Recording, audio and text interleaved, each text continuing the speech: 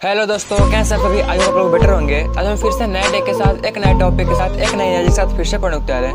आज हम topic cover करेंगे आंध्र सातवाहन। ठीक है, एक वंश का नाम है, इसको हम लोग कवर करेंगे। इससे पीछे हम लोग कन्या वंश के बारे में पढ़े हुए थे, इन डिटेल में कंप्लीट कर लिए थे। उससे पीछे हम लोग और भी बहुत सारे वंश पढ़ चुके हैं। तो अब हम लोग आ चुके हैं सातवाहन तक। ठीक है, हम लोग एक दूसरे के बाद, जैसे मान लो कि आज के 500 ईस्वी पहले किस कौन था, फिर 400 ईस्वी पहले कौन है, फिर 300 कौन है, फिर 200 कौन है। मतलब जैसे जैसे वंश आया है, ऊपर से जैसे जैसे वंश आया है, वहाँ से उसे हम लोग कंप्लीट कर रहे हैं। तो आज हम आ चुके हैं आंध्र सातवाहन तक। ठीक है, इससे पीछे हम लोग कन्या वंश पढ़े थे। कन्या वंश पढ़ के आना यहाँ पे ज़्यादा समझ में आएगा। ठीक है, चलिए चलते हैं बोर्ड पे, देखते हैं क्या है। सबसे पहले आप लोगों का बहुत बहुत स्वागत है आपका अपना चैनल डिफेंस क्लास पे। चलिए, तो आंध्र सातवाहन जो है, ठीक है, मैं पिछला बार क्या बोला कि सबसे पहले मैं कन्या वंश के बारे में थोड़ा जानते हैं। तो कन्या वंश के जो अंतिम शासक हुए, किसका? कन्या वंश का। कन्या वंश का जो अंतिम शासक हुए थे, अंतिम शासक वो हुए थे कौन? सूर। आप लोग पता होगा उसमें 4 शासक महान हुए थे। ठीक है, 4 शासक उसमें हुए किया था, 4 राजा हुए थे। उसके बाद उसका वंश खत्म हो गया था, ज़्यादा दिन नहीं चला हुआ है। ठीक है, बहुत कम चला हुआ है, ज़्यादा का मतलब कम दिन उनका वंश रहा है। ठीक है, कन्या वंश का जो अंतिम शासक थे वो कौन थे? सुशर्मन थे। ठीक है, उसमें बताया था कि 4 गो थे, जिसमें कि वासुदेव जो थे सबसे बड़ा थे। मतलब वही तो कन्या वंश का स्थापना किए हुए थे अपने अथी को मारकर। वो किसी का सचिव थे। अब किसका सचिव थे, उसका वंश आप वीडियो देखो तो समझ में आएगा। ठीक है, तो वो सचिव जो थे किसी का, मतलब दूसरे राजा के सचिव थे, और उसको मार देते हैं, अपना वंश का स्थापना करते हैं। ठीक है, उस प्रकार से होता है कन्या वंश का स्थापना, जिसमें कि सबसे लास्ट वाला जो होते हैं सुशर्मन होते हैं। ठीक है, ये लास्ट होते हैं किसका? कन्या वंश का अंतिम शासक होते हैं। इसी प्रकार से जब हम आंध्र सातवाहन पढ़ रहे हैं, आंध्र सातवाहन वंश पढ़ रहे हैं, तो इसका भी कोई मेन राजा होगा। ठीक है, जैसे बोला जाता है कि जो नींव रखा आंध्र सातवाहन का, ठीक है, वो कौन रखे? आंध्र, ठीक है, आंध्र भृत्यो। ठीक है, आंध्र भृत्यो जो ऐसे आदमी थे जो कि आंध्र सातवाहन वंश का नींव रखे थे। आप लोग बता दें कि ये ब्राह्मण कुल के खुद को बताते थे, ये सब बोलते थे हम लोग ब्राह्मण थे। ठीक है, तो आंध्र सातवाहन का जो नींव रखने का जो काम किया वो आंध्र भृत्यो किया। ठीक है, लेकिन इसको स्थापना करने का कौन काम किया? आंध्र सातवाहन का। तो उसको ने नींव रखी, नींव रखी। ठीक है, आंध्र भृत्यो जो थे वो नींव रखते हैं किसका? आंध्र सातवाहन वंश का। ठीक है, लेकिन आंध्र सातवाहन वंश का स्थापना कौन किए थे? तो इसका सिमुक सातवाहन किए थे। कौन किए थे? सिमुक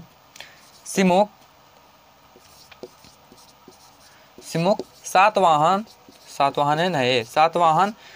ने आंध्र सातवाहन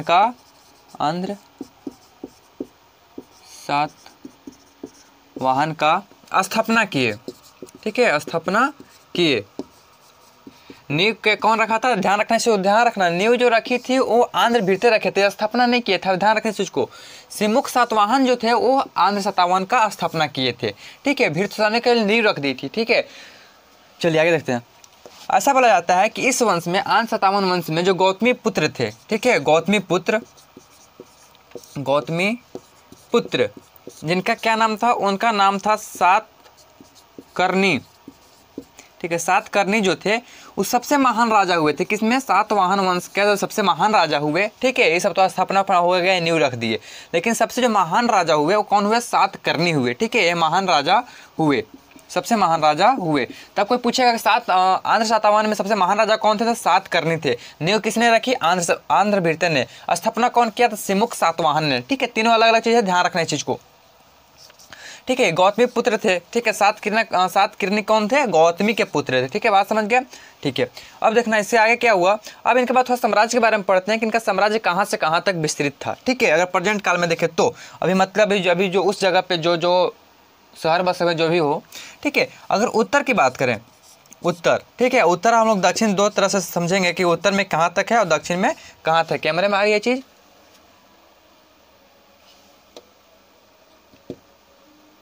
नहीं आ रही है जी? ठीक है, आप लोग तो इसको मैं शेयर कर सकता हूँ, आप लिख लीजिए हो।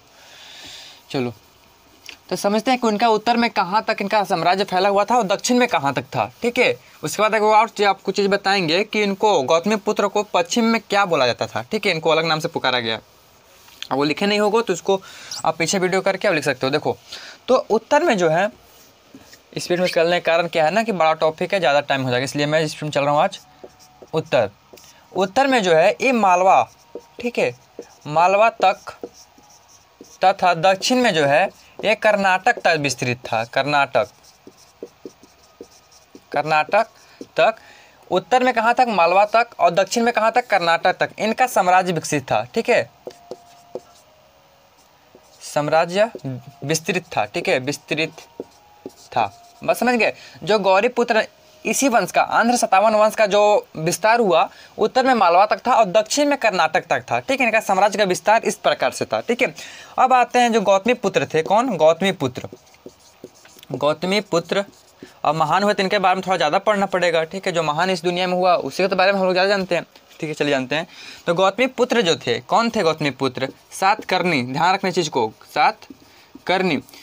ऐसा बोला जाता था कि जो पश्चिम साइड में, जो पश्चिम एरिया थी, हम लोग भारत के इतिहास पढ़ रहे हैं ना, तो भारत की जो पश्चिम साइड थी, वहाँ पे इनको क्या बोला जाता था, इनको बोला जाता था स्वामी। स्वामी के नाम से इनको जाना जाता था। कहाँ पे, भारत के पश्चिमी भाग में गौतमी पुत्र सातकर्णी को स्वामी के नाम से जाना जाता था। बात समझ गए। ठीक है, तो इस प्रकार से था। अच्छा, वो अभी तुरंत मैं बताया कि जो सातवाहन के या फिर आंध्र सातवाहन के जितने भी राजा हुए खुद को ब्राह्मण बताते थे। क्या बताते, ब्राह्मण बताते थे, ब्राह्मण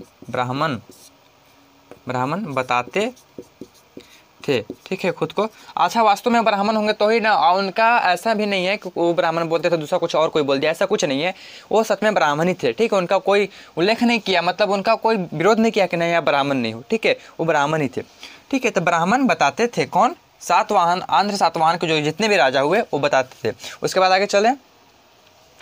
उसके बाद हम लोग थोड़ा सा यहाँ समझते हैं कि उस समय जो थे वो पैसा कैसा थे। आप लोग पता होगा पहले सोना थे, कांसा और तांबा का ही पैसा चलता था, लेकिन इनके जो काल था, ठीक है, किसका, आंध्र सातवाहन का, इसमें एक नया चीज़ आया था। क्या नया चीज़ आया था समझते हैं तुरंत। तो उस समय जो थे, उस समय तांबा, ठीक है, तांबा हो गया, फिर कांसा हो गया। ठीक है, कांसा ऐसे नहीं होता है, हाँ, तांबा, कांसा, ये सिक्का सिक्के जो थे काफ़ी फेमस थे। लेकिन इसके साथ एक और सिक्का फेमस था जो कि उसी समय हुआ था। ठीक है, उसका आविष्कार उसी समय हुआ था, जिसका नाम है शीशे का सिक्का। शीशे का सिक्का, तांबा, कांसा, शीशे का जो सिक्का था आंध्र सातवाहन में काफ़ी फेमस था। ठीक है, आंध्र सातवाहन वंश में काल में काफ़ी प्रचलित था। ठीक है, उस समय कौन कौन फेमस था, तांबा हो गया, कांसा हो गया, और शीशे का सिक्का जो था आंध्र सातवाहन वंश के काल में काफ़ी ज़्यादा प्रचलित था। ठीक है, ये इतना समझ गया। अच्छा, अब यह समझ में आती है कि इस जब वंश था, जब ये सब मतलब आंध्र सातवाहन वंश था, तो उस समय भाषा क्या थी, इन सब का भाषा क्या था। तो इन सब का जो भाषा था, पहला तो प्राकृत भाषा था, प्राकृत, और दूसरा था ब्राही। ये जो भाषा थे ये इस समय काफ़ी ज़्यादा फेमस थे। किसमें, आंध्र सातवाहन वंश के काल में भाषा जो थे प्राकृतिक और ब्राही। ठीक है, आप अब यहाँ पे एक क्वेश्चन होती है कि आप कैसे बोल सकते हो। ठीक है, लेकिन आपको एक मैं रचना का नाम बताता हूँ, उसमें भी इसी काल में उसका रचना किया गया था। ठीक है, और उसमें प्राकृत भाषा से लिखा गया है। ठीक है, यानी कि इस काल में जब कोई चीज़ लिखा जा रहा होगा तो यानी कि प्राकृत भाषा में लिखा गया, तो यानी ऐसा कंफर्म है कि उस समय प्राकृत भाषा प्रचलित थी। ठीक है, तो इस समय का एक नाटक का नाम है आपका, मैं गाथा शपथ, एक रचना का नाम है। ठीक है, गाथा शपथ सती। ठीक है, हाँ, गाथा शपथ सती एक रचना का नाम है जो कि प्राकृत भाषा में लिखा हुआ है। किस में लिखा हुआ है, प्राकृत भाषा में लिखा हुआ है। अच्छा, प्राकृत भाषा नहीं है, लिपि है, ध्यान रखना है। प्राकृति और ब्राही जो है लिपि है। क्या है, लिपि। तो गाथा जो शपथ थी, गाथा शपथ सती जो रचना है वो प्राकृत लिपि में लिखा गया है। ठीक है, बात समझ गए। इसलिए इसमें बोला जा रहा है कि उस समय की जो लिपि थी, ठीक है, वो प्राकृत थी या फिर ब्राही थी। ब्राही क्या है, मतलब प्राकृत का पुराना वर्जन है। ठीक है, चलिए इतना समझ गया। अब इसके बाद आते हैं कि इनका जब सब हो गया, ख़त्म हो गया कहानी, इनके बीच में बहुत सारे राजा बने, बहुत सारे गए भी, लेकिन इनके लास्ट में जो सबसे महान राजा हुए, सबसे लास्ट का जो महान राजा हुए वो हुए थे यज्ञश्री। ठीक है, यज्ञश्री सतकर्णी, ये जो है ये सबसे महान राजा हुए थे लास्ट का। ठीक है, यज्ञश्री सतकर्णी अंतिम महान राजा थे, अंतिम महान शासक थे। ठीक है, तो इस प्रकार से इनका शुरू होता है, लास्ट में इन प्रकार से इस प्रकार से इनका स्टोरी खत्म। ठीक है, इससे ज़्यादा हमको नहीं पढ़ना, इससे ज़्यादा पूछता भी नहीं है किसी कंपटीशन एग्जाम में। तो जो मेन पॉइंट थे उसको मैं यहाँ कवर कर लिया। इसके बाद आएगा इसका आगे का वंश। ठीक है, आगे वाला वंश अब थोड़ा स्पीड में चलाएंगे। ठीक है, स्पीड में क्या मतलब उनके बारे में पढ़ेंगे, डिटेल में पढ़ेंगे, लेकिन चलते हैं। ठीक है, तो आज 57 वंश आज खत्म हो गया। ठीक है, आगे और भी बहुत सारे वंश हैं, उनका वीडियो आते रहेगा। तब तक आप लोग पढ़ाई करते रहें। All the very best, thanks for watching this video.